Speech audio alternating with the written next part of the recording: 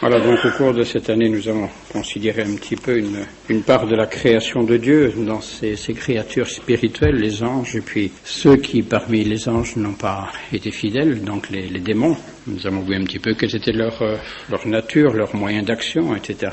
Mais il est clair que le bon Dieu ne pouvait pas nous laisser complètement abandonnés face avec tous ces esprits mauvais, c'est ce qui rôde dans le monde. Et c'est pourquoi, non seulement il avait prévu d'envoyer son Fils, le Rédempteur, pour nous sauver, mais encore, il avait prévu d'instituer l'Église et tout un organisme pour nous sanctifier, pour nous garantir, nous protéger un petit peu contre ce monde infernal. Mais il est certain, il ne faut pas se faire d'illusions que, sans exagérer le pouvoir du démon, il a quand même un pouvoir qui est réel. Parfois plus étendu même qu'on ne le croit. Et déjà dès la Genèse, après le péché originel, il a bien signifié que la création déjà deviendrait donc d'une certaine façon l'empire du démon. Et ce qu'il a dit, le sol est maudit à cause de toi. Et tu n'en retireras ta nourriture que par un travail pénible, car de lui-même il ne produira qu'épines et chardons. Et c'est une sorte de conséquence du péché originel. Une sorte de désordre même dans la création. Bon, la nature, bien sûr, la création n'a pas péché, mais comme conséquence un petit peu de cette insoumission d'Adam et Ève, eh bien le sol lui-même est insoumis à l'homme, et donc produit parfois de façon désordonnée des choses que l'homme, eh bien, ne voudrait pas le voir produire, et inversement, il faut travailler donc pour lui arracher ce qu'il y a de bien, ce qu'il y a de bon. Et c'est saint Paul lui-même qui le dit dans l'Épître aux Romains, la créature elle-même sera un jour délivrée de son asservissement à la corruption pour participer à la glorieuse liberté des enfants de Dieu. Vous voyez, donc la créature, il nous indique, a été asservie à la corruption, mais bien sûr, le bon Dieu ne l'abandonnera pas. Et c'est toute la régénération qui se fera par notre Seigneur Jésus-Christ, régénération non seulement de l'homme, mais même de la création. L'univers sera, d'une certaine façon, régénéré, recréé par le Christ.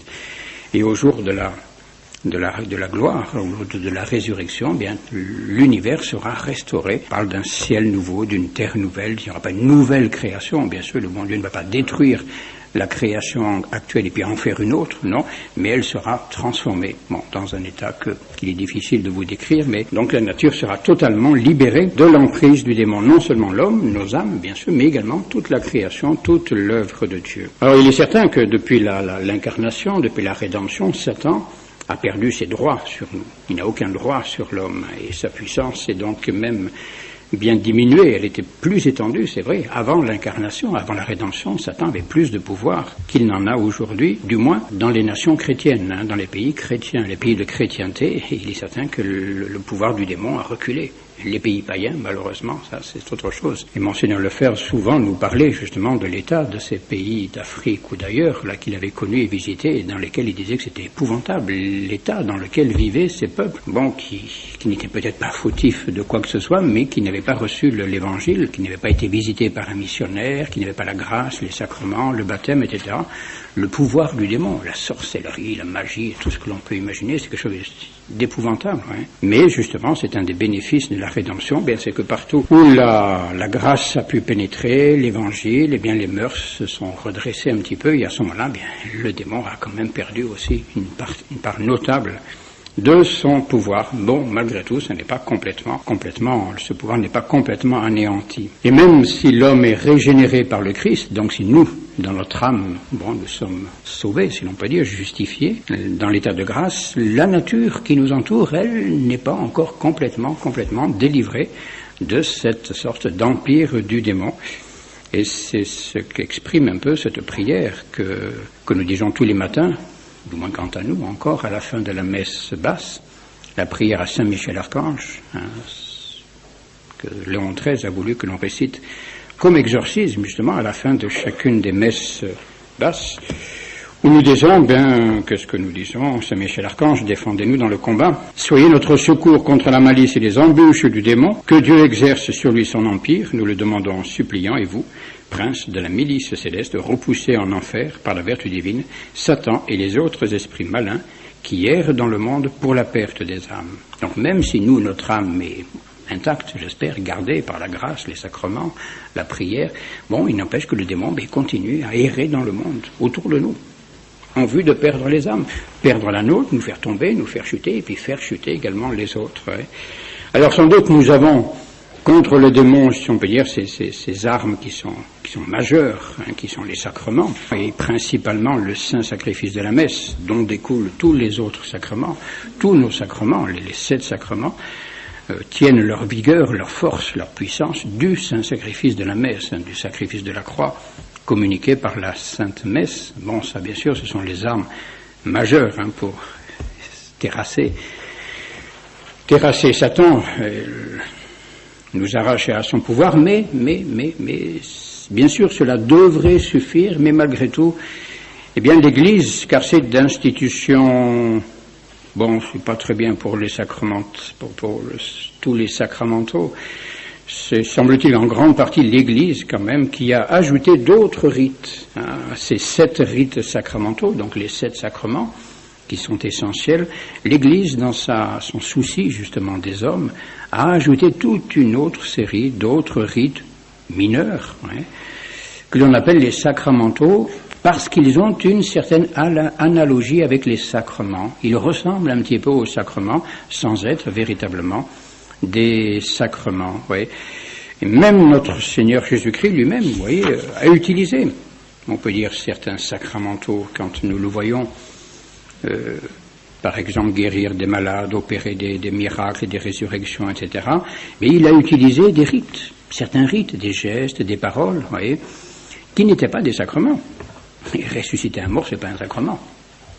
Non, mais les gestes qu'a pu faire notre Seigneur, les paroles qu'il a pu prononcer, eh bien, portaient en eux une certaine grâce, avaient une certaine efficacité, sans être des sacrements, vous voyez. Donc une certaine efficacité pour le bien de l'âme, le bien du corps, donc ils produisent un certain bien. Donc Jésus-Christ lui-même a utilisé certains de ces rites extérieurs. Et ces rites extérieurs avaient pour but de manifester, d'exprimer l'efficacité de son action, de ce qu'il faisait, de ce qu'il opérait dans les âmes. Et c'est un petit peu donc à l'exemple de Jésus-Christ que l'Église, de la même façon, accompagne les différents actes qu'elle peut réaliser au cours de sa vie, de gestes et de paroles qui expriment un petit peu ce qui s'opère dans les âmes. Quand l'Église agit sur une âme, quand elle agit donc sur le monde spirituel, elle accompagne cette action d'un ensemble de manifestations, de signes extérieurs qui expriment un petit peu ce qui se passe, donc de façon secrète. Et c'est une chose importante qu'il ne faut pas négliger. Bon, ça nous ramène un peu même à la question de la liturgie. La liturgie, qui en soi n'est pas un sacrement, mais qui est comme une sorte de grand sacramental, la liturgie. Toutes ces prières, ces rites, ces cérémonies que l'Église déploie, qui ne sont pas des sacrements. Par exemple, le saint sacrifice de la messe, si vous ne considérez que le sacrement, c'est simplement l'Eucharistie, c'est tout. Voilà, la double consécration, c'est fini, le sacrement est là, et tout le reste. Toutes ces cérémonies, ces rites, ces chants, vous voyez, tout cela, qu'est-ce que c'est? Bon, tout n'est pas là-dedans des sacramentaux, mais il y a dans tous ces rites beaucoup de sacramentaux, nous en verrons quelques-uns. Et cela est nécessaire. Cela est nécessaire pour l'homme en raison de la nature humaine. Voici ce que dit par exemple le catéchisme du Concile de Trente, qui reprend un peu ce que dit le Concile de Trente lui-même. Comme la nature humaine ne peut, sans secours extérieur, s'élever facilement à la méditation des choses divines. Difficile, mais les choses divines, c'est un petit peu abstrait, des choses spirituelles comme ça, qu'on a du mal à se représenter, Et donc, comme la nature humaine ne peut, sans secours extérieur, s'élever facilement à la méditation des choses divines, l'Église a employé certains rites pour relever la majesté de ce grand sacrifice et exciter les fidèles par ces signes visibles de religion et de piété à la contemplation des profonds mystères qui s'y trouvent cachés. Et donc, ces mystères qui sont secrets et invisibles, l'Église les entoure d'un certain nombre de rites, de signes, qui expriment justement la réalité d'une certaine façon, qui exprime la réalité du mystère, qui est indiscernable au sens. C'est ce que dit aussi le Concile de Trente, lui-même, pour les cérémonies de la messe. C'est des choses qu'on... Bon, enfin voilà. mais c'est qui sont tellement évidentes, je dirais. Je ne comprends pas qu'on entende tellement d'âneries aujourd'hui à ce sujet-là, au sujet de ces rites, et ce besoin que l'homme a, je dirais qu'on lui parle un peu au sens. On n'est pas des purs esprits, on n'est pas des anges, et on est tout plein de sang, de chair, d'os, de sensibilité, tout ce qu'on veut. Et il faut passer par là. Qu'est-ce que vous voulez faire? Il faut passer par là. Si je veux vous parler, c'est pas mon esprit seul qui peut parler à votre esprit, oui. Ouais, je me tais. Bon, écoutez bien. Pourtant, je pense, je vous dis 1000 choses. Eh bien, oui, zéro, il n'y a rien qui passe. Qu'est-ce que vous voulez? Il faut que je parle, il faut que je fasse des grimaces, que je souris, que je chante, je sais pas quoi, tout ce qu'on peut imaginer, pour que ça passe. Bon, alors là, très bien, ça vous fait réagir, vous écoutez, vous dormez, ça dépend des cas, oui, etc. Bon, puis ça y est, ça passe. Eh bien, c'est pareil pour le dire. La liturgie, c'est ça. Parce que on est plein de sensibilité, et il ne faut pas l'ignorer. C'est un petit peu la même chose, vous voyez, que dit donc le Concile de Trente, mieux que moi, bien sûr. Quelle est la nature de l'homme qu'elle ne peut facilement s'élever à la méditation des réalités divines sans des secours extérieurs? C'est pourquoi l'Église pieuse mère a institué certains rites dans la messe, des paroles prononcées à voix basse, d'autres à voix plus haute. Elle a aussi fait usage de cérémonies, et là nous trouvons un certain nombre de sacramentaux, des bénédictions mystiques, lumière, encensement, vêtements et autres choses de même nature, reçu de l'autorité et de la tradition apostolique. Ainsi serait mise en valeur la majesté d'un si grand sacrifice, et les esprits des fidèles seraient stimulés par le moyen de ces signes visibles de religion et de piété à la contemplation des réalités invisibles cachées dans ce sacrifice. Vous voyez déjà, là le Concile de Trente nous parle un peu d'un certain nombre de sacramentaux, et qui remontent à la nuit des temps, toutes ces choses-là, toutes les religions, aussi bien la bonne, la vraie religion, l'unique religion que les fausses religions, utilisent tout un ensemble comme ça de gestes, de paroles, de rites, vous voyez, et qui ont une certaine action sur les âmes, qui exercent une certaine efficacité sur les âmes. Hein. Oui. Et l'Église, c'est pourquoi l'Église, dirait même, tient à ce que l'on se conforme à ces rites. Hein. C'est ce que l'on appelle chez les spécialistes un peu les rubriques, vous voyez, ce qu'on appelle les rubriques de la messe, ou les rubriques, vous voyez, qu'il faut suivre pour l'administration des sacrements. L'Église exige que l'on respecte ces rubriques, vous voyez, tous ces rites, parce que cela a une certaine efficacité. Hein. Et elle condamne même ceux qui disent bien que cela, il ne faut pas trop en tenir compte. Vous voyez, toujours le Concile de Trente. Si quelqu'un dit, qui pourrait bien dire ça, que les rites reçus et approuvés de l'Église catholique, en usage dans l'administration solennelle des sacrements, peuvent être méprisés ou omis sans péché au gré des ministres, ou que n'importe quel pasteur peut, dans son Église, les changer en d'autres nouveaux, qui pourrait penser, vous dire une chose pareille, c'est inimaginable, qu'ils soient anathèmes. Anathémacite. Voilà, qu'il soit anathème. C'est fini. Anathème, c'est hérétique. Fini. Il n'est pas catholique. Il n'a pas la foi catholique. C'est grave, ça. Des choses comme ça. C'est important, quand même. Hein. Et c'est pas moi qui l'invente, c'est le Concile de Trente. Hein. Oui. Et, par exemple, la question du baptême. Vous voyez, le baptême. Bon, je ne sais pas si... Enfin, il y a une époque, en tout cas, du moins en France, où la chose se pratiquait couramment, et l'épiscopat a lutté contre ça, et est intervenu pour lutter contre ça. C'était la question de l'ondoiement, la pratique de l'ondoiement. C'est-à-dire que ce baptême de l'enfant dès la naissance. Donc l'ondoiement qui consiste simplement dans l'ablution. Donc on verse l'eau sur le front de l'enfant en disant « Je te baptise au nom du Père et du Fils et du Saint-Esprit ». Bon, voilà, simple ondoiement. Bon, qui est permis dans l'Église quand il y a un danger, bien sûr, s'il y a un danger de mort, si l'enfant risque de mourir, bon, ben n'attendons pas que, je sais pas quoi, moi, qu'il soit mort, justement, pour rappeler le prêtre ou je ne sais quoi. Mais c'est un baptême qui est quand même anormal. Bon, s'il y a nécessité, très bien, il faut le faire, ça, il ne faut pas surtout craindre de le faire. Mais si jamais l'enfant, par exemple, survit, voilà, on a un enfant qui était en danger, que le papa, la maman, ou l'infirmière, ou le médecin, peu importe, a ondoyé, oui, on n'avait pas le temps de faire venir un prêtre, etc. Et si l'enfant survit, eh bien, il a l'obligation de suppléer. Il faut faire le complément du baptême. Toutes les autres cérémonies, parce que ces cérémonies qui n'ont pas pu être faites, eh bien, ont une certaine efficacité. Et ce que désire l'Église, c'est que la cérémonie soit faite complètement, totalement. Normalement, le baptême doit être fait donc selon un certain rite, avec tous les rites préparatoires au baptême, etc., les onctions, tout cela, c'est le mode normal du baptême. Mais si on n'a pas pu, pour une raison sérieuse le faire, l'Église exige que l'on fasse le complément du baptême, parce que ces cérémonies ont une réelle efficacité, ne serait-ce que les exorcismes, les onctions d'huile des catéchumènes, le Saint-Crème, etc. Tout cela exerce une véritable efficacité.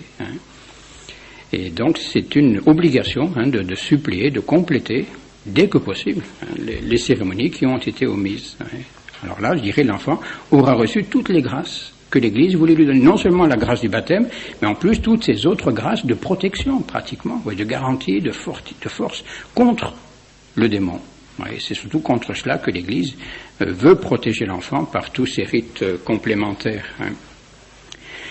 Et ces sacramentaux, saint Thomas d'Aquin les appelle des sacramentalia quaedam. Donc c'est certain. Ce ne sont pas véritablement des sacrements, mais des sacramentaux. Bon, c'est le nom qu'on leur donne. Et pourquoi est-ce qu'on les appelle comme cela? Parce qu'ils ont un certain rapport avec les sacrements. D'abord parce qu'on en trouve un certain nombre dans les rites même de l'administration des sacrements. Le Saint-Sacrifice de la messe, le baptême, le sacrement lui-même est entouré d'un certain nombre de sacramentaux. Et puis d'autre part parce que, justement, ils ont une certaine ressemblance, vous voyez, comme les sacrements, qui sont des signes sensibles, qui produisent la grâce, qu'ils signifient. Eh bien, les sacramentaux aussi sont certains signes sensibles qui ne produisent pas directement la grâce. Un sacramental ne confère pas la grâce sanctifiante, mais bon, il y a quand même une certaine grâce actuelle, simplement, grâce non sanctifiante, mais grâce actuelle, qui peut être communiquée par ce sacramental. Donc il y a d'abord ces sacramentaux qui sont liés à l'administration des sacrements, aux rites, qui font partie des rites sacramentels, et puis il y a ensuite toute une autre série de sacramentaux, et là je dirais, on a du mal à faire la liste, parce que bon, on peut en faire une, le rituel on donne une certaine nomenclature, mais l'Église pourrait en faire d'autres encore, elle pourrait en fabriquer, selon les besoins des fidèles, et qui ont pour but justement d'étendre le règne de Dieu et d'étendre l'efficacité, la protection de l'Église un peu dans tous les domaines de la vie quotidienne des chrétiens. Pratiquement, il n'y a pas une portion de notre vie quotidienne, de notre vie professionnelle, familiale, etc., eh bien, qui échappe ainsi à la protection de l'Église. L'Église étend un petit peu comme cela, sa maternité, sa protection, au moyen de ces sacramentaux qui vont atteindre l'homme, donc, dans pratiquement toutes les actions de la vie quotidienne. Et, par exemple, il y a une cérémonie qui est extraordinaire, où on voit pratiquement tout l'ordre créé, utilisé par l'Église pour une cérémonie. C'est la cérémonie de la consécration d'une Église. C'est extraordinaire. Alors, l'Église, pratiquement, utilise tout, bon, pas tout, bien sûr, mais les grandes classes des êtres créés pour consacrer une église qui va devenir donc le temple de Dieu, la demeure de Dieu, comme une sorte de petit tabernacle de la présence divine par précisément la sainte présence qui sera ensuite déposée dans cette église après la cérémonie. Et l'évêque, pour la consécration d'une église, l'évêque commence par asperger l'extérieur, les murs extérieurs de l'église. Donc c'est l'eau bénite, vous voyez, on asperge l'extérieur des murs de l'édifice et on y trace des croix. La croix que le démon n'aime pas. Là, c'est le sacramental numéro 1 contre le démon. Le démon ne supporte pas la croix. Ensuite, ayant aspergé ainsi l'église à l'extérieur, l'évêque va venir devant la porte et avec sa crosse, qui est l'emblème, le signe de sa juridiction, il frappe à la porte pour, si on peut dire, revendiquer le droit d'entrée. Dieu veut rentrer dans cette maison, il veut prendre possession de son temple. Vous voyez, bon, on ouvre les portes, bien sûr, c'est clair. Ensuite, il va constituer, s'il ne l'a pas fait la veille, ce qu'on appelle l'eau grégorienne. C'est très beau, cette eau grégorienne, qui est un mélange de sel, d'eau, de cendre et de vin, qu'il a exorcisé et béni. Et avec cette eau grégorienne, il asperge 7 fois, l'autel et le sol de l'église. Depuis l'autel jusqu'à la porte, et ensuite d'un mur latéral à l'autre mur latéral, comme ça. Toute l'église est aspergée avec cette eau grégorienne. Donc c'est comme une sorte de baptême de l'église, déjà, vous voyez ça. Les murs extérieurs, et ensuite l'intérieur avec l'eau grégorienne. Et ensuite, que fait-il? Il va oindre le temple avec le Saint-Crème. Les onctions avec le Saint-Crème. D'abord sur la porte, puis l'autel, qu'il va, l'onction de Saint-Crème sur la porte, Ensuite, sur l'autel, il va faire des onctions, il va même faire plus qu'une onction, il va le couvrir d'huile des catéchumènes et ensuite de Saint-Crème, tout en l'environnant d'un nuage d'encens. Il y a 5 croix sur l'autel que l'on veut consacrer, et sur chacune de ces croix, on met des grains d'encens que l'on fait brûler. C'est magnifique, la cérémonie de consécration d'une église, Et ensuite, que va-t-il faire? Il va marquer l'intérieur de l'église, les piliers de l'église, s'il y en a, de 12 croix. Les 12 croix, avec de l'huile sainte. Et un petit peu tout cela. Et tout cela, ce sont des sacramentaux. Il n'y a pas un seul sacrement là-dedans. Ce sont des sacramentaux. Après ces onctions, que va-t-il faire? Il va bénir, sanctifier, consacrer les nappes, les vases, les reliquaires, la croix de l'autel, les chandeliers, les cierges, les linges sacrés, les ornements, tout ce qui va servir au culte divin, il va le consacrer, il va le bénir, etc. Et ensuite, que va-t-il faire? Une fois que tout est ainsi préparé, il va célébrer le Saint-Sacrement, le Saint Sacrifice de la messe. C'est magnifique, là-dedans, donc, vous voyez un petit peu, dans cette seule cérémonie, pour que Dieu prenne possession d'une église, d'un temple dans lequel il va demeurer, dans lequel il va donc... l'Église va déposer la sainte présence, la présence réelle, on peut dire que l'Église a usé de toutes les créatures, l'ordre minéral, l'ordre végétal et l'ordre animal, bien sûr. Tout cela est représenté dans tout cet ensemble en plus tous les matériaux qui ont servi qui servent pour le saint sacrifice de la messe, tout y est, la pierre, le bois, le métal, l'or, l'argent, le bronze, tout ce qu'on peut imaginer. Toute la création est ainsi pratiquement ramassée, réunie dans cette église. Vous voyez, c'est tout un monde, ce monde des sacramentaux. Et normalement, une église, ainsi bénie, ainsi parée, une église, Satan ne peut pas y pénétrer, c'est fini, qu'est-ce que vous voulez qu'il fasse? Il n'a aucune place dans l'enceinte qui a été ainsi préparée pour la demeure de Dieu. Il y a encore toutes les bénédictions d'objets matériels. Alors bien sûr, l'église de préférence, les entoure, tout ce qui servira au sacrement de ces protections, et même tous les objets matériels qui peuvent être utilisés par les chrétiens, par les baptisés, tous les objets que vous employez chez vous, tout cela peut être béni. Prenez le livre, vous verrez, je peux vous dire, mais c'est extraordinaire, on peut tout bénir. C'est magnifique, de manière à vivre un petit peu sous la protection de l'Église, pas seulement dans l'Église, qu'on soit gardé, protégé par l'Église, non seulement dans sa maison, à elle, mais également chez nous, à la maison. Nous rapportons des objets qui ont été bénis, ce qui fait que, cela prolonge un petit peu l'action, la protection de l'Église à la maison, par ces sacramentaux, les médailles, les crucifix, tout ça. C'est pourquoi il est bon, d'avoir quelques sacramentaux comme ça, ne serait-ce que sur soi, porter une médaille, un crucifix, en avoir à la maison, etc. Et parmi ces sacramentaux, il y en a quelques-uns, que l'Église approuve tout spécialement. Par exemple, l'eau bénite. On prend de l'eau bénite le matin, faire sa prière le soir, etc. On utilise de l'eau bénite, cette eau bénite qui a été bénite par l'Église, par le prêtre, par l'évêque peut-être. Donc si vous amenez de l'eau bénite chez vous, par la grâce de cette eau bénite, le Saint-Ange vous gardera tous ceux qui habitent dans cette demeure, il les entoure, les protège, les visite et les défend. L'ange gardien. Qui vous est accordé par le moyen de cette eau bénite. Ou bien encore le buis béni, ce buis béni que l'on bénit donc le dimanche des rameaux. Et qu'ensuite, on distribue, que vous emmenez, que vous ramenez chez vous et que l'on vous invite. Il dit, ça va bien, à mettre au crucifix qui se trouve à la maison, dans votre chambre, dans votre salon, peu importe, ça c'est partout où il y a des crucifix, ce buis que l'on attache au crucifix, pour rappeler et pour proclamer aux visiteurs, les gens qui viennent chez nous, qui viennent nous voir, proclamer la royauté de Jésus-Christ. Il est crucifié peut-être, mais il est roi. Il règne sur nous, il règne dans cette demeure, il règne dans ma maison. Ouais. C'est un rappel pour nous qui vivons sous le regard du crucifix, et c'est également une proclamation pour ceux qui viennent nous rendre visite. Et donc l'importance des sacramentaux, et l'Église vraiment tient à ce que l'on ne néglige pas, que l'on ne méprise pas, et même au contraire qu'on utilise autant que faire se peut ces sacramentaux. C'est elle qui les a institués, et ça n'est pas pour rien. Elle sait très bien que nous avons besoin de ces protections, et ce n'est pas du tout de la superstition. Ça peut l'être, c'est sûr, ça peut le devenir, ça c'est clair. Ça peut le devenir. Il ne faut pas croire que, par exemple, parce qu'on a béni votre voiture, ne croyez pas que vous pouvez faire tout et n'importe quoi.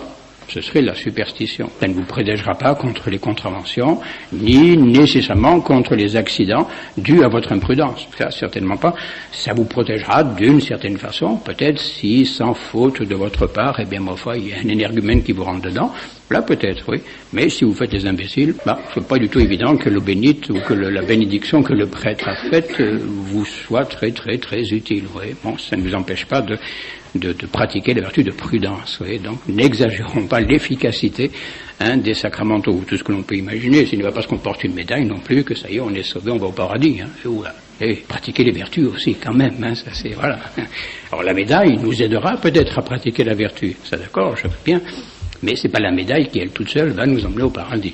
Pour multiplier les exemples, si vous voulez, ça serait pas très difficile. Alors, comment est-ce que l'Église définit les sacramentaux? Définition toute simple, faut vous casser la tête. Les sacramentaux sont des choses, non, des réalités, des objets, ou bien des actions. Ça peut être des actions aussi, oui, des actes. Une bénédiction, par exemple, vous voyez. Une bénédiction, ce n'est pas un objet, c'est une action que fait le prêtre ou que fait l'évêque. Donc, les sacramentaux sont des choses ou des actions qui ont une certaine ressemblance avec les sacrements, que l'Église a coutume d'employer pour obtenir, en vertu de ses prières, des effets surtout spirituels. Bien sûr, elle ne néglige pas les protections matérielles également, c'est certain, mais toujours pour un but spirituel. Si l'Église protège nos corps, c'est pour sauver nos âmes. C'est clair cela. Vous voyez, donc des choses, des actions qui ont une certaine ressemblance avec les sacrements et que l'Église a coutume d'employer pour obtenir, en vertu de ses prières, cela est important, des effets surtout spirituels, ce qu'on appelle en théologie ex opere operato. Ça n'agit pas par soi-même. Ça agit par la vertu de la prière de l'Église. Ce qu'on appelle ex opere operantis ecclesiae. C'est l'Église, c'est le désir de l'Église, ce sont les prières de l'Église, voyez, qui confèrent à ces sacramentaux leur efficacité. Et cette doctrine des sacramentaux, je dirais, remonte aux origines de l'Église, même à tel point qu'au début, on ne distinguait pas toujours très nettement. Il y avait un certain flou, si l'on peut dire, dans la définition des sacrements. Ce qui fait que sacrements, sacramentaux, tout cela était un petit peu mélangé. Mais attention, cela ne veut pas dire que les auteurs attachaient la même efficacité. Ils savaient bien qu'il y avait des réalités qui avaient une certaine efficacité et d'autres qui en avaient une autre, mais le mot de sacrement et sacramental n'était pas encore très fixé. Par exemple, Saint Bernard, parlant du baptême, de l'Eucharistie et du lavement des pieds, les appelle des sacrements. Il n'y a pas encore la définition stricte du sacrement. Saint Pierre d'Amiens également, Saint Pierre d'Amiens cite avec le baptême et l'Eucharistie la dédicace d'une église, l'onction des rois, la vêture des moniales et l'installation des chanoines. La définition n'était pas très claire. Ils ont déterminé le nombre des sacrements. L'Église le croyait déjà. Elle n'a cru qu'à 7 sacrements. Elle y croyait déjà, mais c'est là que la chose a été bien définie. Le nombre des baptêmes, etc., etc. Et c'est ce que reprendra le Concile de Trente, un peu plus tard. Même le décret pour les Arméniens en 1439. Ouais. Et ensuite, le Concile de Trente, 7 sacrements de la nouvelle, le baptême, confirmation, etc. Mais vous connaissez tout cela par cœur. Et le Concile de Trente, oui, bien sûr, a toujours sa méthode très précise, et n'hésitant pas justement à dire ce qui n'était pas catholique, pour nous garder de l'erreur. Si quelqu'un dit que les sacrements de la loi nouvelle n'ont pas tous été institués par notre Seigneur Jésus-Christ, ou qu'il y en a plus ou moins que 7, à savoir le baptême, la confirmation, l'Eucharistie, etc., ou encore que l'un de ces 7 n'est pas vraiment et à proprement parler un sacrement, qu'il soit anathème. Oui, donc c'est à cette période-là que la séparation, la distinction du moins, s'est bien faite entre les sacrements et les sacramentaux. Alors il est clair, encore une fois, je le répète, que que les sacramentaux ressemblent d'une certaine façon aux sacrements. C'est ce que dit la définition que je vous ai donnée tout à l'heure, elle n'est pas de moi, c'est le droit canon. C'est la définition du droit canon, une définition très précise, qui donne la définition donc des sacramentaux. Donc ils ressemblent aux sacrements, bien sûr, disions-nous, parce que ce sont des signes sensibles qui signifient un petit peu leur action, leur opération. Et même, vous voyez, dans la nature de dans la nature des sacramentaux, il y a une certaine affinité avec ceux qu'ils vont opérer. Et même certaines ressemblances avec les sacrements, parce que souvent, certains sacramentaux, du moins, utilisent des éléments semblables à ceux des sacrements. L'eau, l'huile, le pain. Oui, des choses comme ça que l'on utilise également dans les sacrements. C'est pourquoi il y a effectivement une ressemblance assez profonde avec les sacrements. Et le premier but, le premier rôle de nos sacramentaux, justement, c'est un petit peu ce que nous évoquions tout à l'heure. Eh bien, c'est ce rôle didactique, d'enseignement, un petit peu ce rôle catéchétique, si l'on peut dire. Une sorte de catéchisme un petit peu en action et en image par le monde des sacramentaux qui nous disent, ce que le saint sacrifice, ce que les sacrements produisent dans l'âme, de façon invisible. Par exemple, les rites de la messe, à eux tout seuls, c'est tout un catéchisme, le rite de la messe. Depuis le début, la confession, la pénitence, etc. Mais tout cela, c'est un enseignement. Et tout cela, ce sont des sacramentaux. Une grande partie sont des sacramentaux. Les rites du baptême également. C'est magnifique, ce sacrement de baptême. Il y a tout un catéchisme dans le rite du baptême. Le rite du baptême, nous rappelle, nous affirme, nous manifeste un peu l'existence du démon. Déjà, on en parle du démon au cours d'un baptême. Nous rappelle le péché originel. Nous rappelle la lutte, le combat que nous devons mener contre Satan. Il nous rappelle également notre victoire par Jésus-Christ. Jésus-Christ a vaincu, et nous vaincrons avec lui. Jésus-Christ qui a guéri le sourd-muet, l'aveugle, par ces onctions que l'on fait sur les oreilles, le nez, les yeux de l'enfant, etc. Etc. Tout ça, il y a tout un catéchisme. Ou encore la leçon des cierges, c'est très beau les cierges. Le cierge. Allez lire le petit carnet du Père de Chivray, là il y a un très beau texte sur le cierge. Le cierge, il nous dit 1000 choses. Et il le dit en silence, bien sûr, mais il le dit encore mieux que ceux qui parlent. Le cierge, justement, est la cire qui a toujours été utilisée dans l'Église pour représenter le Christ. La cire, et à cause de sa pureté. Et le cierge allumé qui représente encore plus le Christ, c'est le Christ dans sa gloire, le Christ dans sa lumière, le Christ ressuscité, le cierge allumé. Et ça, c'est tout cette très belle cérémonie du samedi saint, de la nuit de la vigile pascale, ce chant de l'exultet, qui est très très beau, c'est tout un catéchisme, cela aussi. Que la terre baignée des lueurs d'un tel triomphe se réjouisse, et qu'illuminée des splendeurs du roi éternel, elle comprenne que le monde entier est dégagé des ténèbres. Par le cierge, oui, mais par le Christ, surtout, qui est la lumière du monde. Que l'Église, notre mère, entourée des rayons d'une si grande lumière, se réjouisse. C'est cette nuit qui a extirpé les ténèbres des péchés par l'illumination de la colonne de feu. C'est cette nuit dans laquelle le Christ est ressuscité victorieux des enfers après avoir rompu les liens de la mort. C'est cette nuit qui, dans tout le monde, arrachant aux vices du siècle et aux ténèbres du péché ceux qui croient au Christ, les a aujourd'hui rendus à la grâce. Et tout cela, autour du cierge. C'est le cierge qui nous dit tout cela.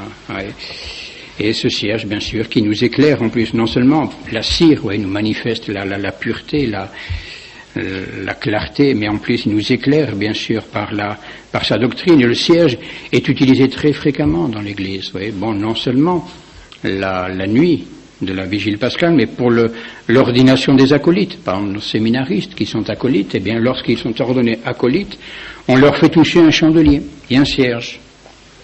Pourquoi ? Parce qu'ils vont être chargés, acolytes, du soin du luminaire dans l'Église au nom du Seigneur, et on les invite à remplir dignement votre fonction d'allumer les cierges.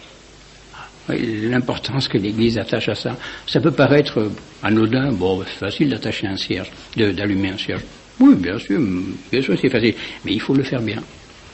Et voilà, et un acolyte doit le faire mieux que les autres, que celui qui n'est pas acolyte. Un sacristain qui n'est pas acolyte, il va les allumer de travers. Un acolyte, il va bien allumer son cierge, vous voyez. Eh oui, mais parce qu'il a des grâces pour cela. Il a des grâces particulières pour bien allumer les cierges, vous voyez, afin, ne serait-ce que dans la façon de l'allumer, peut-être que ce soit bien fait, etc. Mais même, bon, il y a une grâce intérieure, peut-être, vous voyez. Comme l'écrit l'apôtre, c'est ce commandement d'être les lumières du monde, de briller au milieu d'une nation dépravée et perverse comme des astres dans le firmament, portant en vous-même la parole de vie. Tenez des lampes ardentes en main. Vous étiez ténèbres autrefois, soyez maintenant lumière dans le Seigneur, etc. Oui. Symbolisme du cierge, oui. Et c'est cette même leçon que l'Église donne à l'enfant qui vient d'être baptisé. Quand elle lui donne à la fin du baptême, c'est pratiquement le dernier geste qu'elle fait, eh bien c'est la remise du cierge allumé. Bon, qu'elle remet généralement au parrain, bien sûr, à moins que le baptisé soit un adulte, vous voyez. On remet à l'enfant ce cierge allumé en lui disant, et c'est très beau tout cela, recevez ce cierge allumé et conservez inviolable la grâce de votre baptême. Vous voyez, sorte de rapprochement entre cette lumière, cette flamme au bout du cierge là, et la grâce du baptême. Ouais. Et analogie très très belle, je trouve, qui manifeste d'abord, je dirais, la clarté, qui doit resplendir d'un chrétien, d'un baptisé. Ouais. Cette mission, d'être les lumières du monde, ouais, de prêcher, ne serait-ce que par la pureté de notre vie, etc., l'éclat de nos vertus, mais en même temps la fragilité. Et il est facile d'éteindre un cierge, ça petit courant d'air, puis ça y est. Et malheureusement aussi, la grâce du baptême, bon, je ne dis pas que c'est aussi facile, mais ça demeure toujours fragile. Et on peut toujours voir cette grâce être abîmée, voire être perdue. Observez les commandements de Dieu, afin que lorsque le Seigneur viendra vous convier aux noces éternelles, vous puissiez aller à sa rencontre avec tous les saints de la cour céleste, et que vous viviez de la vie éternelle. Oui, gardez cette lumière-là, la lumière de votre baptême, gardez-la telle qu'elle est aujourd'hui, intacte. Voilà, comme ça, le jour où le bon Dieu viendra vous chercher, pouf, et ben voilà, vous rentrerez automatiquement, on peut dire, pouf, sans problème, sans difficulté. C'est beau ça. Tout ça, vous voyez, mais là, je pense que le symbolisme du cierge, c'est parlant. Ça nous dit quelque chose, ça, et ça peut peut-être nous aider justement bien à être fidèles. Oui. Même symbolisme, bien sûr, à la chandeleur, ça vous connaissez cela. Et même il y a encore une bénédiction des cierges qui est dans le rituel, bon, en plus de ces cérémonies, qui est une très belle prière pour la bénédiction des cierges. Bénissez ces cierges, accordez-leur par la vertu de votre sainte croix. Vous voyez le rapport avec la croix. C'est la croix qui est la force, la source de toute vigueur, c'est la croix. Donc, accordez-leur par la vertu de votre sainte croix, votre céleste bénédiction, vous qui les avez donnés au genre humain pour repousser les ténèbres. Faites qu'ils reçoivent par le signe de la sainte croix une bénédiction telle que, en quelque lieu qu'ils soient allumés ou posés, les princes des ténèbres s'éloignent et tremblent. Qu'ils s'enfuient, effrayés avec tous leurs ministres, loin de ces habitations, qu'il n'ait plus l'audace d'inquiéter ou de troubler ceux qui vous y servent, Dieu Tout-Puissant qui veut y rien le siècle.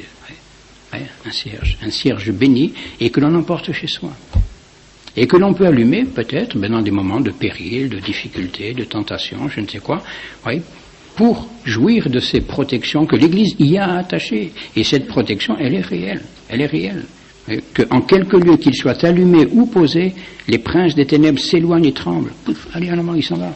Vous allumez votre cierge béni, puis le démon il décampe. Vous voyez, symbolisme des cierges, ou bien encore le symbolisme de l'huile. L'huile aussi que l'Église utilise souvent dans plusieurs de ses sacrements, et puis dans des sacramentaux, ces huiles qui sont bénies le jeudi saint au cours de la messe chrismale, et qui est l'huile d'olive. Attention, c'est une chose importante, cela, l'huile d'olive. Ce n'est pas n'importe quelle huile que l'Église demande que l'on utilise. Pourquoi l'huile d'olive? Eh bien parce que c'est celle que Jésus-Christ a utilisée, tout simplement. Là où il était en Palestine, eh bien c'est le pays des oliviers. Et par exemple, ça n'est pas pour rien, vous voyez, non seulement il y a cette raison que notre Seigneur a utilisé cette huile d'olive, il n'a pas utilisé de l'huile d'arachide ou de l'huile de je sais pas quoi, ça. Non, il a pris l'huile qui était là, donc on utilise la même huile qu'il a utilisée, mais en plus, il y a ce rapport avec le jardin des oliviers, avec la passion de notre Seigneur, qui a tremblé, qui a souffert, qui a gémi, qui a prié, qui est mort sous les, finalement au milieu des oliviers. Voyez, donc ce lien avec la passion de Jésus-Christ qui se fait par l'usage de l'huile d'olive. Et c'est normalement le dimanche des rameaux, les buis, les rameaux que l'on devrait utiliser, bien la plupart du temps devraient être des branches d'olivier. Voyez, si on voulait vraiment être tout proche de ce que l'Église souhaite, là on serait vraiment en plein dans le symbolisme, dans la signification de l'Église. Oui. Et l'Église utilise cette huile, bien ma foi, dans pratiquement tous les grands sacrements, le baptême, la confirmation, l'extrême-onction, l'ordre, l'épiscopat, bien sûr, le sacre des rois, la dédicace des églises, la consécration des autels, des calices et la bénédiction des cloches. Quand on bénit des cloches, c'est très beau, peut-être qu'on en parlera, si on a le temps, c'est très beau, c'est un vrai baptême. On inonde avec de l'huile partout, c'est magnifique tout ça, vous verrez ça peut-être un de ces jours. Et oui, et l'olivier, justement, l'olivier qui est signe de fécondité, ouais, qui est un signe de fécondité, l'olivier qui est toujours vert, et l'huile qui est un remède qui adoucit, qui fortifie, qui est également un parfum, etc. Vous voyez, tous ces 1000 usages de l'huile, eh bien que l'Église reprend à son compte pour la vie spirituelle, la vie surnaturelle. Hein. Alors tous ces sacramentaux, bien sûr, c'est à l'Église qu'il appartient de les confectionner, de les réaliser, soit l'évêque, soit le prêtre. Bon, l'évêque fait les plus importants, c'est à lui qu'il appartient de réaliser les plus importants des sacramentaux. Bien sûr, le pape, lui, s'en réservait.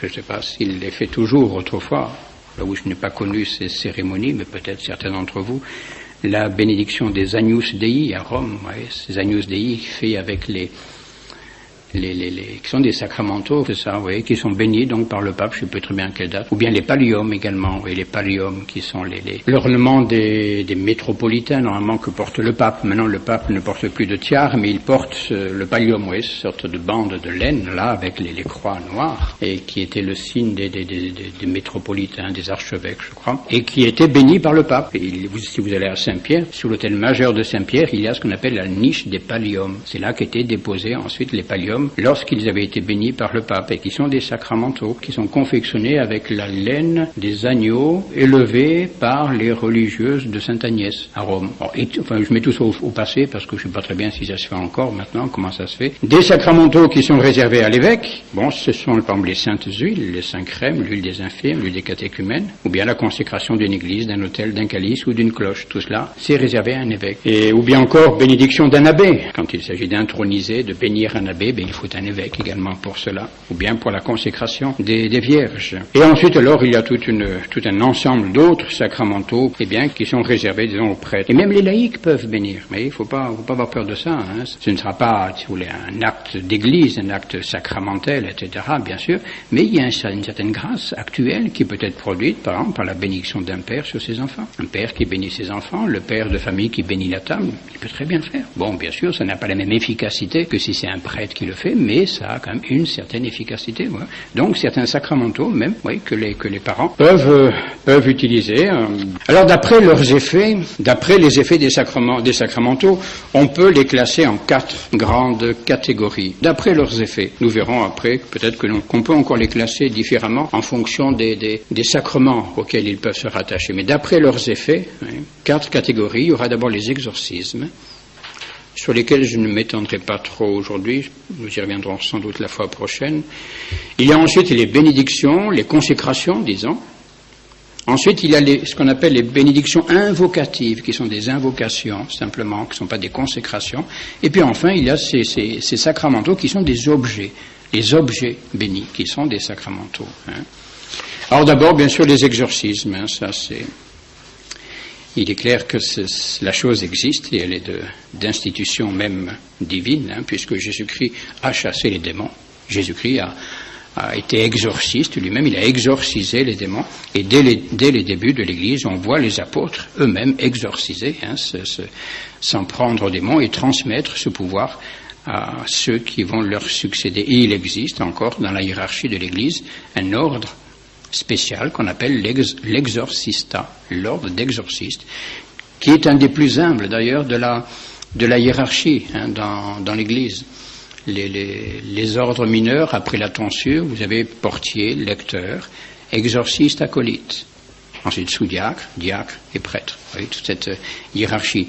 Alors, il peut paraître surprenant, et je crois que saint Thomas répond à cette objection, dit, mais enfin, quand même, c'est curieux, parce que, vous voyez, ce pouvoir d'exorciste, qui nécessite une puissance, quand même, pour agir sur le démon, on donne ça au pitchoun, un petit, comme ça, un petit exorciste, qui est un ordre mineur, et saint Thomas répond, oui, mais précisément, c'est pour humilier le démon, qu'il soit vaincu par un des plus humbles dans la hiérarchie de l'Église. Le pouvoir est réel, attention, il existe, ce pouvoir, l'exorciste, a le pouvoir d'exorciser les démons, et il est tout petit dans la hiérarchie pour que le démon dit, bon, être vaincu par un évêque, je veux bien, mais vaincu par un exorciste, oh non, ça, c'est pas du jeu, ça l'humilie, et il aime pas ça, et c'est très bon. Le démon est un monstre d'orgueil, il faut l'humilier par tous les moyens possibles et imaginables. Et le grand exorcisme, c'est le mépris. Mais ça, c'est notre problème, vous savez, il faut lui faire le coup du mépris au démon. Quand il vous embête, vous lui faites un pied de nez, tu m'intéresses pas, laisse-moi tranquille. Et l'exorciste, alors bien sûr, l'exorcista qui existe, par ce pouvoir, bon, bien sûr que le prêtre conserve, c'est évident, tout prêtre a le pouvoir d'exorciser, et qui est un pouvoir véritable, de paralyser les influences mauvaises du démon, de le chasser, même par des serments, des conjurations, ordonnées, commandées véritablement au démon. Et par ces paroles des exorcismes, dit saint Robert Bellarmin, les démons sont chassés. Il y a tout un ensemble de prières qui sont des exorcismes, que l'on trouve dans le missel, par exemple, pour la bénédiction de l'eau bénite que nous faisons le dimanche, bénédiction du sel, prière contre Satan, celle que nous disons à la fin de la messe, voyez, ou bien dans le pontifical, dédicace des églises, etc., bénédiction des cloches, il y a des exorcismes, ou bien encore dans le rituel, dans le baptême, par exemple, il y a des exorcismes, bénédiction du vin. Alors, on peut bénir le vin, dans laquelle il y a un exorcisme. Je pense que c'est pas une mauvaise chose, ça, pour éviter les influences malignes dans l'usage du vin. Eh oui. Dans la bénédiction de l'huile, de l'or, de l'encens, de la myrrhe, oui, des médailles de Saint Benoît, bien sûr, qui sont exorcisées et qui ont une influence tout à fait particulière. Et bien sûr, en plus, ce grand exorcisme, qui est vraiment l'action majeure de l'Église contre le démon. Et par exemple, l'exorcisme dans la bénédiction d'une cloche, c'est très beau cette cérémonie de la bénédiction d'une cloche. Oui. Il y a d'abord bénédiction de l'eau. On va d'abord faire une ablution d'eau sur la cloche. On va laver un petit peu la cloche avec une eau qui est bénite, donc de façon tout à fait particulière. Et la prière, oui, ça va être un des effets de la cloche, un bénéfice de la cloche. Non seulement appeler les fidèles, bien sûr, leur signaler l'heure de l'office, etc., mais en plus repousser le démon. Une cloche qui a été baptisée, qui a été bénite, elle a un pouvoir lorsqu'elle sonne pour chasser le démon. Elle éloigne le démon. Une cloche qui sonne, pouf, le démon décampe. Il n'aime pas ça du tout. Et c'est précisément attaché à la bénédiction qu'elle reçoit. Vous voyez, par exemple, l'eau qui va être faite pour laver donc la cloche et à laquelle on ajoute de l'eau, on ajoute du sel. Aussi, cette oraison, etc., que partout où elle fera entendre sa voix, qu'elle repousse les puissances ennemies, les ombres des fantasmes, les attaques des ouragans, les coups de foudre, les meurtrissures du tonnerre, la calamité des tempêtes et généralement tout esprit de même genre. Ça chasse tous les maléfices. Il y a l'orage qui gronde, on va sonner la cloche. Que tous les chrétiens, lorsqu'ils entendront le son de cette cloche, sentent croître en eux leur dévotion. Qu'ils se hâtent de venir auprès de leur si bonne mère, l'Église, chanter en votre honneur dans l'Assemblée des Saints ce cantique nouveau. Ça, uniquement d'abord dans cette première bénédiction de l'eau. Et ensuite, il y aura des onctions avec l'huile des infirmes. L'huile des infirmes sur la paroi extérieure de la cloche, vous voyez, l'extérieur de la cloche, des onctions avec l'huile des infirmes. Et quelle prière fait-on à ce moment-là? Qu'elle repousse toutes les embûches de l'ennemi, le fracas de la grêle, les ouragans, la violence de la tempête. Que la foudre funeste par elle soit contenue et le souffle des vents tempéré. Que les puissances de l'air, voilà, les démons, ça c'est les démons, que les puissances de l'air soient vaincues par la force de votre droite et tremblent en entendant la voix de cette cloche. Qu'elle fuit devant le signe de la sainte croix de votre Fils que nous avons tracé sur elle. Et ensuite, vous voyez, le prêtre fait encore 7 onctions avec l'huile des infirmes à l'extérieur et 4 onctions avec le Saint-Crème à l'intérieur. Vous voyez, toute la cloche est vraiment entourée comme ça de la protection divine. Encore une raison, vous voyez, que à sa voix, les traits enflammés de l'ennemi soient repoussés au loin. Que cette cloche délivre des tentations de l'ennemi tous ceux qui accourront à sa voix. Vous voyez, donc de par la volonté de l'Église. Ça, c'est parce que l'Église le veut. Il y a donc ces protections, ces grâces qui sont attachées à la cloche bénite. Vous voyez, donc, le mode d'action des sacramentaux, c'est de par la volonté de l'Église, c'est elle qui attache ces grâces, cette efficacité aux sacramentaux et donc dans ce cas-là, à la cloche. Vous voyez. Également, nous avons parlé de ces exorcismes qui sont faits avant le baptême, ces exorcismes. Nous en parlerons peut-être, qui sont faits sous forme soit de gestes, lorsque le prêtre souffle sur l'enfant, cette exsufflation, pendant laquelle il dit sort de cet enfant esprit impur. Et exsufflation qui est un signe de mépris. Souffle des mots, fiche le camp. C'est vrai, c'est un signe de mépris, même entre les hommes. Faites comme ça quelqu'un, il n'est pas content. Et on fait la même chose avec le démon. Dégage. Voilà. Il sort de cet enfant esprit impur et cède la place à l'Esprit Saint Paraclet. C'est un exorcisme. Petit exorcisme, mais c'est un exorcisme. Ou le sel béni encore qu'on va donner à l'enfant, ce sel béni que l'on dépose sur la langue de l'enfant, qui agit aussi bien sous forme d'exorcisme que de bénédiction. Par l'exorcisme, il devient un moyen de mettre le démon en fuite, et par la bénédiction, il devient un remède destiné à assurer la santé spirituelle de celui qui le reçoit. Donc d'abord, tous ces exorcismes, nous en reparlerons, je pense, la fois d'après. Il y a ensuite les consécrations, donc ce qu'on appelle les rites consécratoires, ou bien qu'on appelle encore des bénédictions constitutives, c'est-à-dire que l'objet béni est constitué dans un état particulier. Il est arraché à l'ordre profane et installé dans l'ordre sacré. Et donc l'objet ainsi béni, consacré, ne peut plus être utilisé pour un usage profane. Quels sont, par exemple, quelques exemples de ces rites consécratoires, de ces bénédictions constitutives? Par exemple, la bénédiction des abbés. Un père abbé, pensez à qui vous voudrez, peu importe, un père abbé, après sa bénédiction, il est consacré père abbé et il ne peut plus, si vous voulez, redescendre de cette dignité. Il est député à une fonction tout à fait particulière. Ou bien la consécration des vierges, la profession religieuse.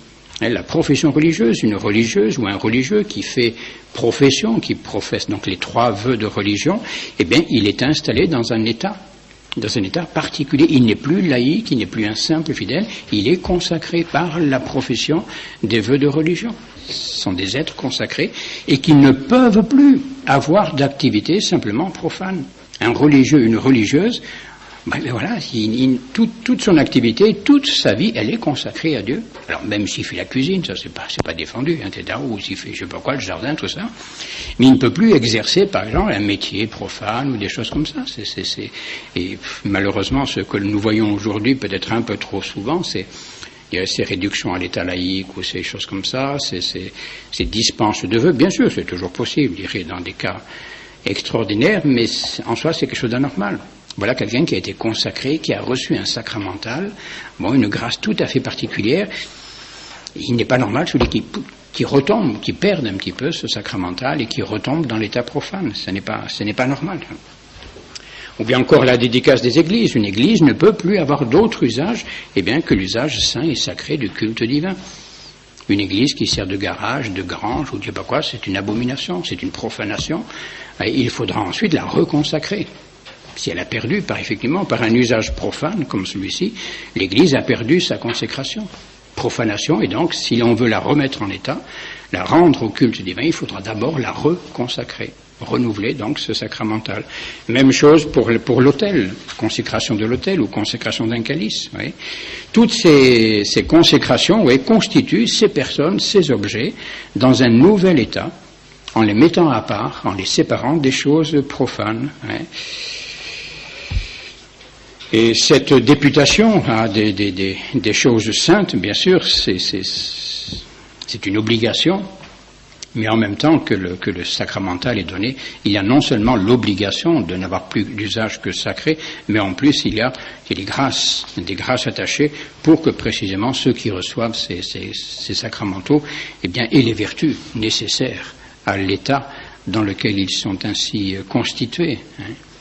Voilà les consécrations. Ensuite, il y a d'autres sacramentaux qui sont plutôt des prières, des oraisons, ou bien des bénédictions qu'on appelle invocatives. Ce sont des prières. On invoque.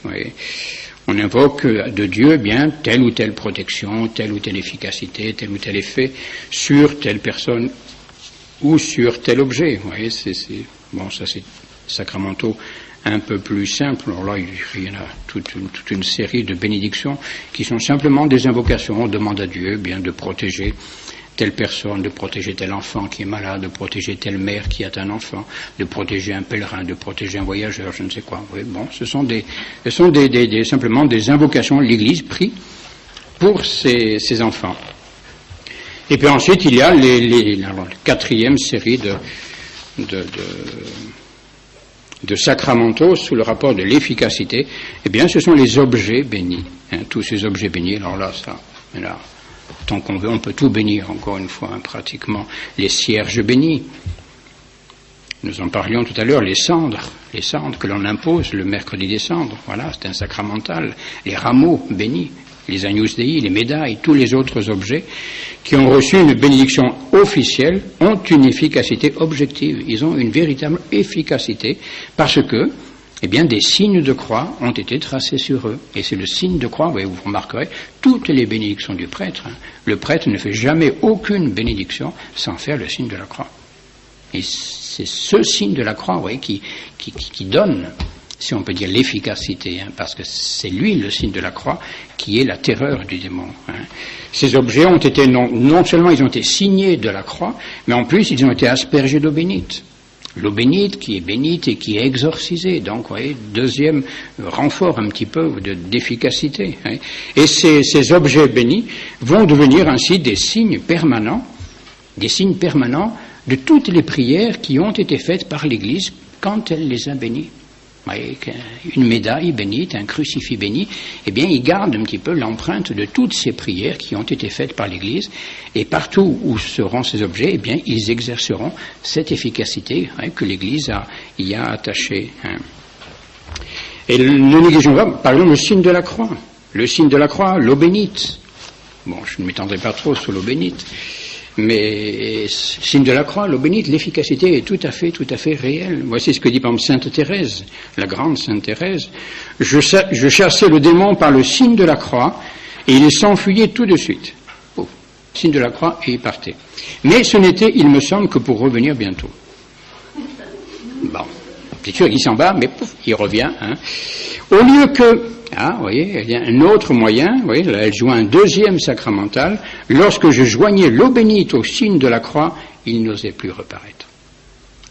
Voilà. Signe de la croix, il partait, mais il revenait. Signe de la croix plus l'eau bénite, c'était fini, je ne le voyais plus. Pour un temps, sans doute, je pense qu'il revenait un peu plus tard. Mais il ne faut pas négliger ces choses-là. Pourquoi il faut toujours, je pense que vous l'avez tous chez vous, ça, tout le monde, tous les chrétiens avaient comme ça de l'eau bénite, les buis, des tas de choses comme ça, des cierges bénis, des médailles, tout ce qu'on peut imaginer, pour se protéger, voilà, pouvoir réagir un petit peu et chasser le démon, bien, quand il vient un petit peu nous ennuyer.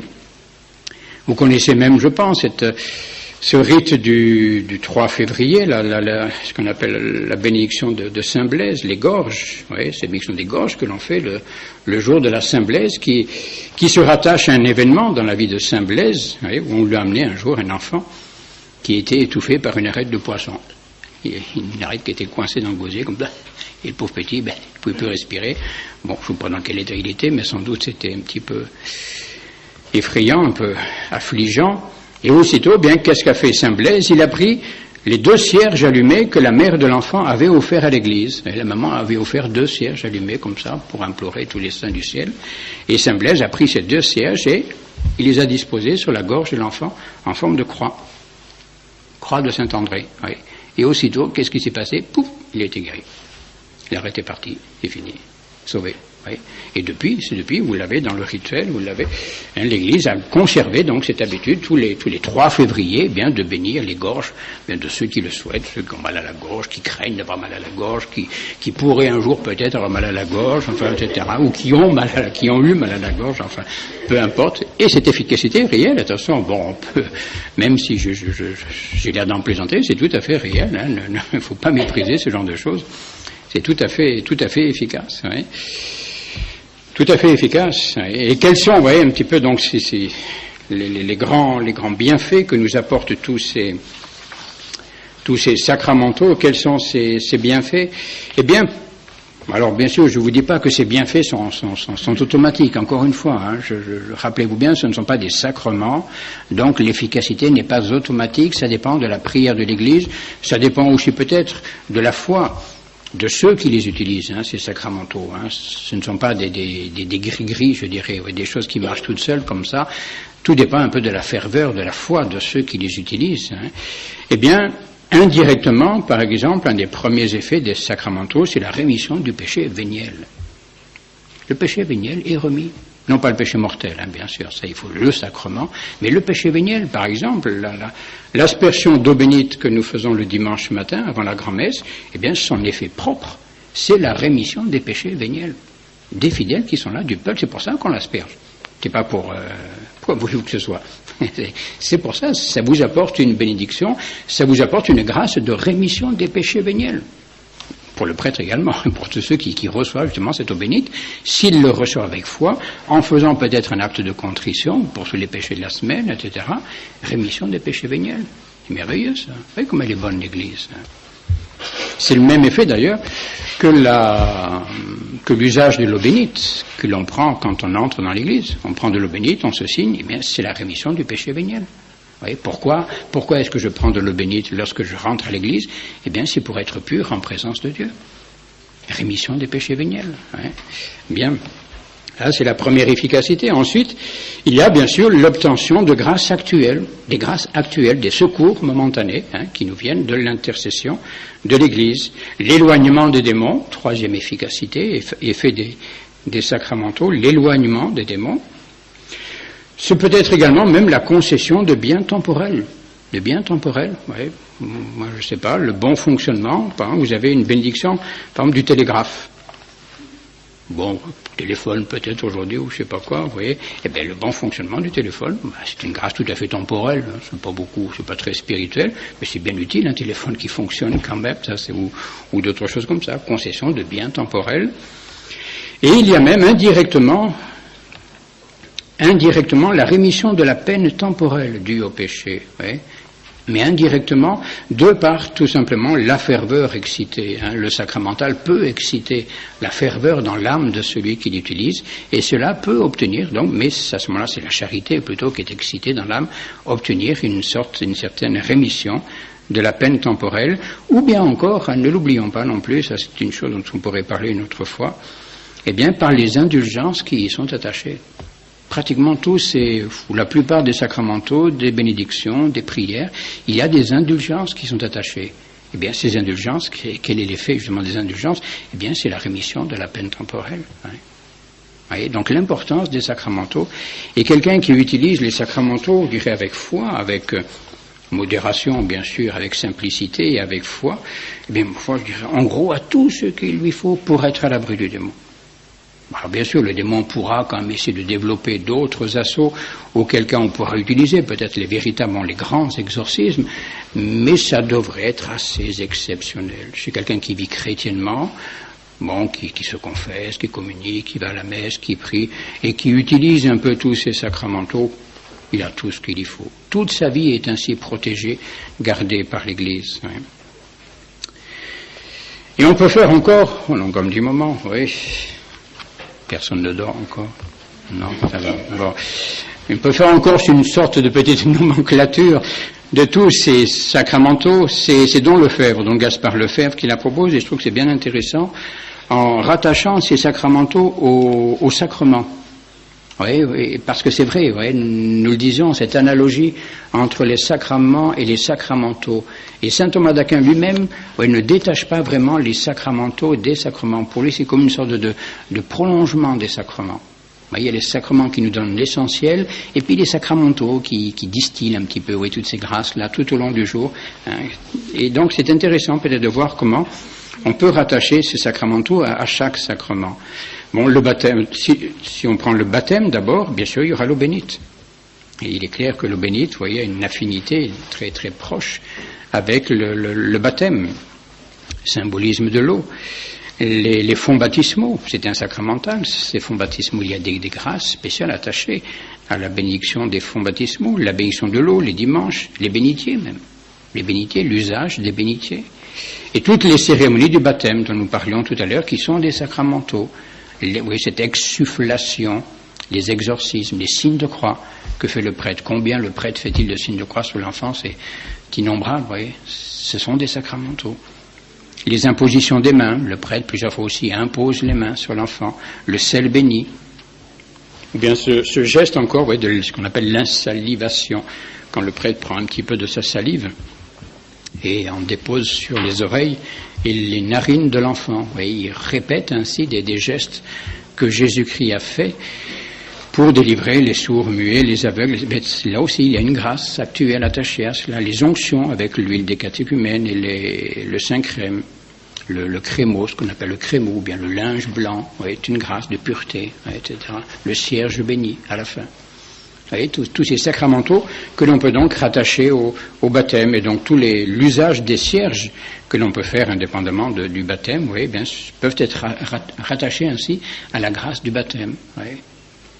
Et si vous avez chez vous un cierge béni, que ce soit le cierge de la Chandeleur ou un autre cierge, peu importe cela, oui, eh bien, si vous voulez, les grâces qu'il vous apporte sont des grâces qui ont une certaine affinité avec les grâces que vous avez reçues au baptême. Grâce de pureté, de force intérieure, et de protection contre le démon. Oui. Ensuite, si l'on regarde le sacrement de pénitence, quels sont les sacramentaux que l'on peut rattacher à la pénitence? Eh bien, les cendres. Les cendres du mercredi, des cendres. Oui. Les cérémonies, les prières du sacrement de pénitence, par exemple, bien sûr. Il y a dans ces cérémonies du sacrement de pénitence, outre le sacrement lui-même, d'autres rites qui sont des sacramentaux. Ne serait-ce que le Confiteor. Le Confiteor est un sacramental. Réciter le Confiteor, c'est un sacramental. Le réciter avant la confession, ou le réciter à la messe, ce sont des sacramentaux, cela. Hein. Par rapport à l'Eucharistie, quels sont les sacramentaux que l'on peut rattacher à l'Eucharistie? Là, il y en aurait beaucoup, bien sûr. Hein. Mais les encensements, voyez, l'encens, l'usage de l'encens, c'est un sacramental. Ouais. Les encensements que l'on fait de l'autel, des oblats, de la croix, des reliques ou des personnes, même des défunts, ce sont des sacramentaux. Ouais. Le lavabo, quand le prêtre se lave les mains, c'est un sacramental. Ouais. Pureté.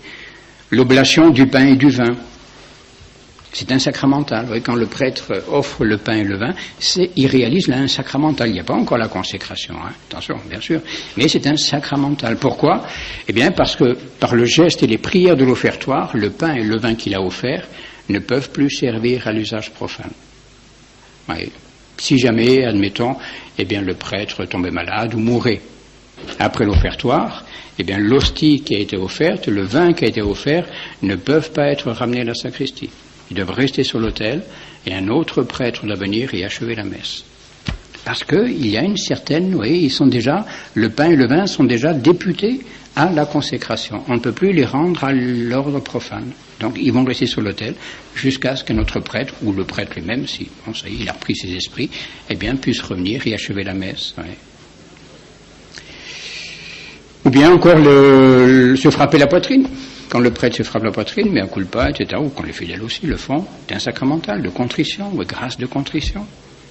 Le mélange de l'eau et du vin, vous voyez, à l'offertoire, le prêtre également met une goutte d'eau dans le calice, dans lequel il a mis le vin, c'est un sacramental. Sacramental grâce, justement, d'union du corps mystique, d'union des âmes des fidèles, du prêtre et des fidèles, avec notre Seigneur Jésus-Christ. Le Notre Père. Le Notre Père, le Pater, c'est un sacramental. Un sacramental, il y a une grâce tout à fait spéciale attachée à la récitation du Pater. Hein. C'est la prière que Jésus-Christ nous a enseignée, c'est la grande prière de l'Église, sacramentale.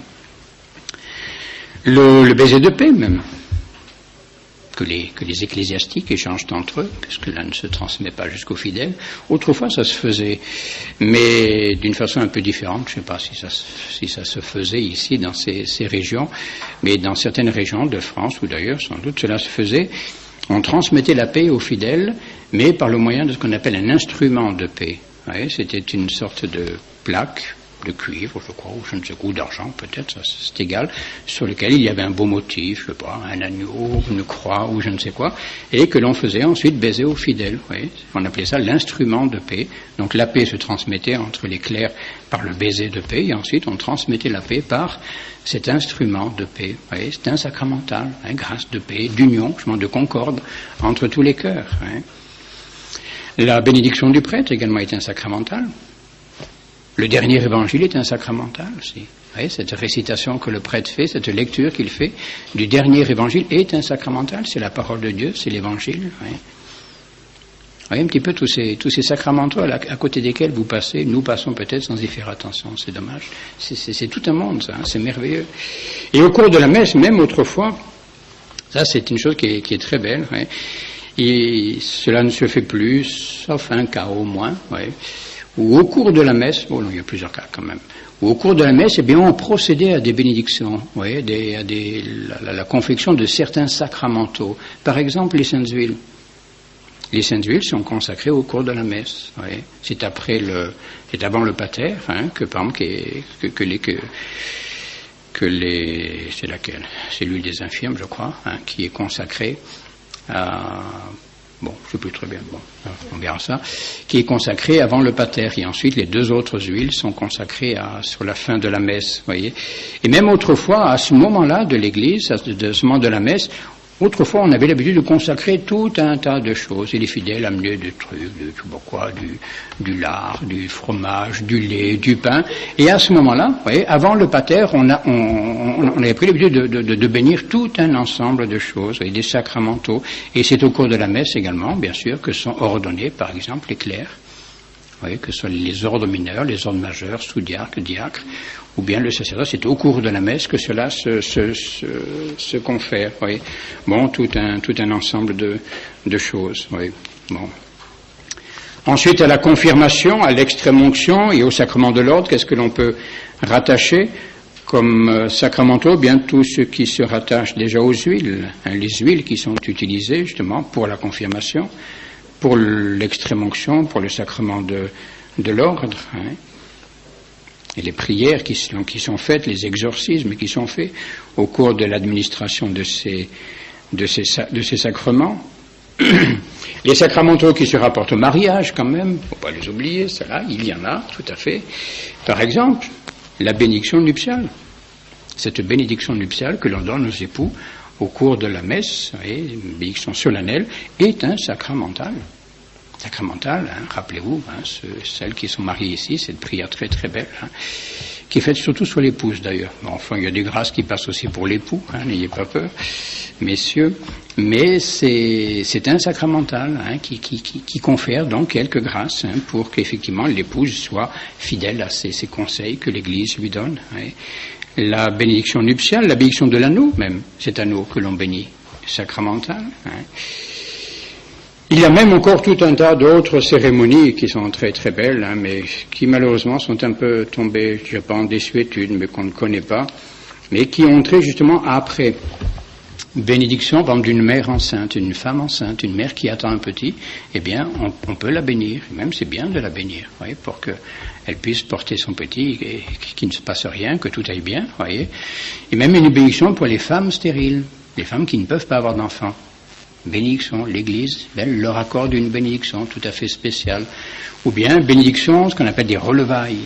C'est beau ça, c'est magnifique. Les femmes n'aiment pas ça, je ne sais pas pourquoi. Moi je trouve ça très beau, les relevailles. Parce que les femmes n'aiment pas ça, parce qu'elles voient là-dedans, autant que ce que j'ai pu en entendre, parce que elles voient là-dedans simplement la question de l'impureté, la purification, comment, moi je suis impur, mais non, je ne suis pas impur. Non, regardez la Sainte Vierge. Tout simplement, c'est ça. Et ça, les relevailles, c'est la maman qui vient d'avoir un enfant. Le bon Dieu lui a donné un enfant. Et bien, sa première sortie, c'est de venir à l'église remercier le bon Dieu. Voilà, les relevailles. Et puis, présenter cet enfant au bon Dieu, le lui offrir. Bon, avec le baptême, en plus, ça peut se conjuguer avec le baptême. C'est très beau, ça. Ça se fait pas souvent, c'est dommage. Mais pas qu'ici, c'est un peu partout, ça. Là aussi, c'est un sacramental, des grâces tout à fait particulières attachées à ça, ou bien des bénédictions d'enfants. On peut bénir un enfant, il y a tout un tas de bénédictions pour l'enfant. Bénédiction d'un enfant malade, Bénédiction de la demeure, de la maison, bénédiction des maisons, vous voyez, ça aussi, c'est très beau tout cela.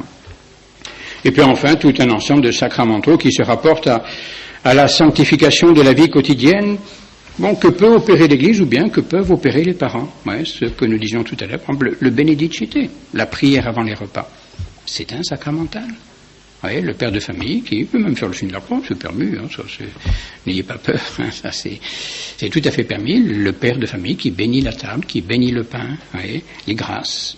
On rend les grâces, ensuite c'est un sacramental. La récitation de l'Angélus, c'est un sacramental. Vous voyez, tout cela. Ces petites prières, ces petits actes religieux qui meublent nos journées et auxquels des grâces tout à fait particulières sont attachées. Ou bien encore les processions. Les rogations, c'est un sacramental, cette procession qu'on va faire. Les saluts du Saint-Sacrement, c'est un sacramental, etc. Enfin, on n'en finirait plus d'énumérer tous les sacramentaux. Hein. Don Gaspard Lefebvre dans une étude qu'il a faite sur les sacramentaux, a essayé de donner la liste alphabétique des sacramentaux. Il y en a 4 pages. 4 pages. Les abeilles. Eh oui, on bénit les abeilles, vous voyez. Et là, il y a un lien entre les abeilles et puis la cire. Et le cierge, oui, mais c'est magnifique. On peut tout bénir. Les animaux, soit les animaux sains, soit les animaux malfaisants. Bon, pour s'en protéger, bien sûr. L'automobile, on peut bénir une automobile, une voiture, un bateau, les médailles, le bétail, on peut bénir le bétail, le beurre, le fromage, la bière, le vin, la boisson, etc. Une bibliothèque, les champs, ce que nous allons faire, les chapelets, chemin de fer, on peut bénir le chemin de fer, le wagon, etc. Oui. Un avion, on peut bénir un avion, les chevaux, les cloches, nous l'avons dit, qu'est-ce que les croix, l'eau bénite. Les écoles, c'est important ça, bénir une école, oui. Les enfants, les étables, fromage, les gâteaux. Hein. Mais ça, c'est des bénédictions pour certaines fêtes, à l'Épiphanie, à Pâques, oui, ou certaines fêtes patronales. Il y a des bénédictions tout à fait particulières. Je ne les connais pas toutes. Hein. L'huile, hein, les images de saints, des images. Le lard, le jambon, qui soit profitable, qui profite à la santé. Eh oui. Même, oui, là, bon, le lit nuptial, c'est beau ça. Bénédiction du lit nuptial. Eh oui. Les maisons, les malades, médailles, pain de Saint-Hubert. Pèlerins, c'est beau aussi ça. Bénédiction des pèlerins, j'aime bien ça. Des pèlerins qui partent, oui, en pèlerinage à Saint-Jacques de Compostelle, je suppose, etc. Il y a une bénédiction au départ et au retour. Au départ pour que ça se passe bien et qu'ils reviennent sains et saufs, et au retour pour remercier le bon Dieu qu'ils soient revenus sains et saufs. C'est magnifique ça. Première pierre d'une église, eh oui, ça, vous voyez, ça se bénit. Ça. Un cimetière aussi, bénédiction d'un cimetière, un nouveau cimetière. Pompe à incendie, un pont, un puits, et récolte, etc. Enfin, vous voyez, c'est vraiment tout le monde de la vie quotidienne, eh bien, qui est ainsi pris en charge et pris sous la protection de l'Église. Et c'est vrai ce que je vous disais tout à l'heure. Hein. Si vraiment nous vivions dans cet esprit de foi, en usant, bon, raisonnablement, bien sûr, un de ces sacramentaux, vous savez, le démon, il serait vite loin. Il irait embêter d'autres personnes que nous, mais au moins nous serions gardés. Et si tout le monde faisait comme ça, eh bien, il y a longtemps que le démon serait retourné dans ses enfers et nous laisserait tranquilles. Voilà. Moi, il y aurait tellement de choses à dire là-dessus, c'est vrai, c'est tellement beau.